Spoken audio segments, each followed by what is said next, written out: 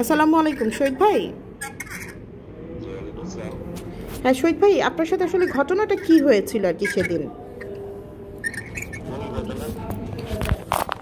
ওই যে ছাত্রদের সাথে কি আপনার যে ঝামেলাটা হলো?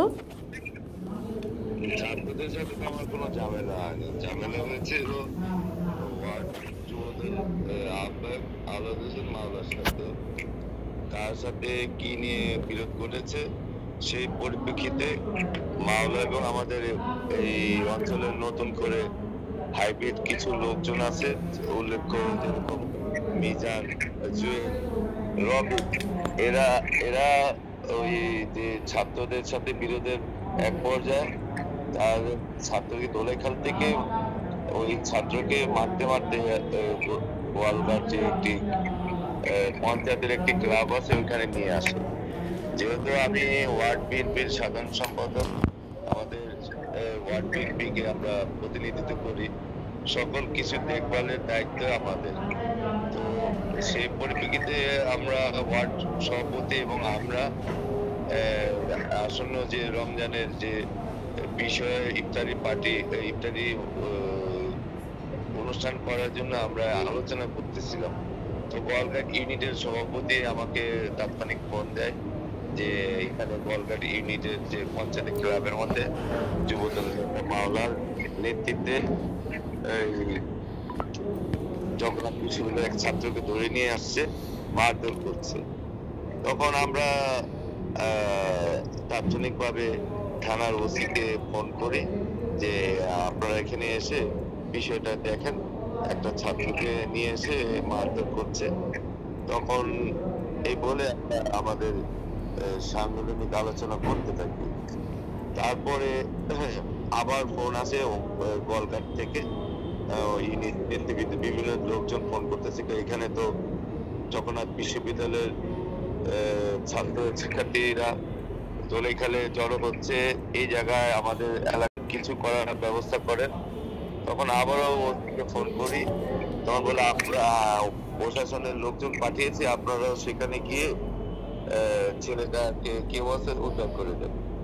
তখন আমরা প্রশাসনের লোকজন সহ গিয়ে যখন দোতলা উঠলাম, উঠে দেখলাম যে শুরুতেই বসেছিল মিজান লোকজন নিয়ে, রুমের মধ্যে জুয়েল ছাত্রকে জিজ্ঞাসা করতেছিল, অকথ্য ভাষা গালাগালি করতেছিল। তখন আমি তাদের ধমক দিয়ে বলি যে তোমরা আমাদের এই লোকাল, যে তোমরা তো থাকো কলকাতা, তোমরা আমাদের এই লোকাল বিষয়টা নিয়ে গ্যাঞ্জাম করতে আসছে কেন? তো গ্যাঞ্জাম হয়েছে রাস্তার মধ্যে চলে যেত, তোমরা এখানে একটা জগন্নাথ বিশ্ববিদ্যালয়ের শিক্ষার্থীকে ধরে নিয়ে আসছো, এটা তো তোমরা কি তাকে হেনস্থ করতেছে, ইয়েটা রেসটা কি তোমরা উপলব্ধি করতে পারছো? তখন থানার থেকে একটা এসআই আসছিলেন, ছেলে একটা স্টেটমেন্ট নিলাম কি হয়েছে ঘটনা। তো আমরা বললাম যে যাই হোক, এটা যাই হয়েছে, তুমি যাও আগে, তোমাকে মারধর করেছে, তুমি আগে নিজের ফার্স্ট এড গ্রহণ করো, ইয়েতে পাঠিয়ে দিলাম, পুলিশ সহকারে সালাউদ্দিন হসপিটালে পাঠিয়ে দিলাম। তখন আমরা ওই ক্লাব ত্যাগ করার পরেই জগন্নাথ বিশ্ববিদ্যালয় থেকে শিক্ষার্থীরা ওই ছেলেটাকে উদ্ধার করার জন্য ওই ক্লাবে আসে। আসার পরে এখানে অবস্থান করতেছিল ওই যে নব্য বিএনপি করে মিজান, জুয়েল, রবিন, এরা ওই স্টুডেন্টদের উপরে ইট পাটকেল মারে এবং বোতল মারে। তো সবাই, তারপর স্টুডেন্টরা ওইখান থেকে তাদের ধাওয়া করে, তখন ধাওয়া করে রবিনকে ধরে তারা স্টুডেন্টরা গণপিটানি করে। তখন একটা জিজ্ঞেস করে যে তোদের এই অঞ্চলের নেতা কে? তো ওই ছেলেটা স্বাভাবিক, আমি যেহেতু ওয়ার্ড বিএনপির এই এলাকাটা আমাদের, তখন আমার নামটা উচ্চারণ, ওই উচ্চারণ করার সাথে সাথে উত্তেজিত ছাত্ররা তখন আমার বাসাটা কোথায় যোগাযোগ করে আমার বাসার উপরে হামলা করে। এই ভুল বোঝাবুঝির কারণে আমি আজকে অপদস্থ, হেনস্থ, এবং আমার মা অসুস্থ, মা একটা বাচ্চা ছিলেন, মা অসুস্থ অবস্থায় পড়েছিলেন, প্রায় রাত 4টা পর্যন্ত এই ঘটনা ঘটে। প্রশাসনের লোকজন এসে এই ছাত্রদের কন্ট্রোল করতে পারছিল না। তাদের দাবি আমাকে বাসা থেকে বের করা, অথচ আমি এই বাসাতে থাকি না, এটা আমার মার বাড়ি।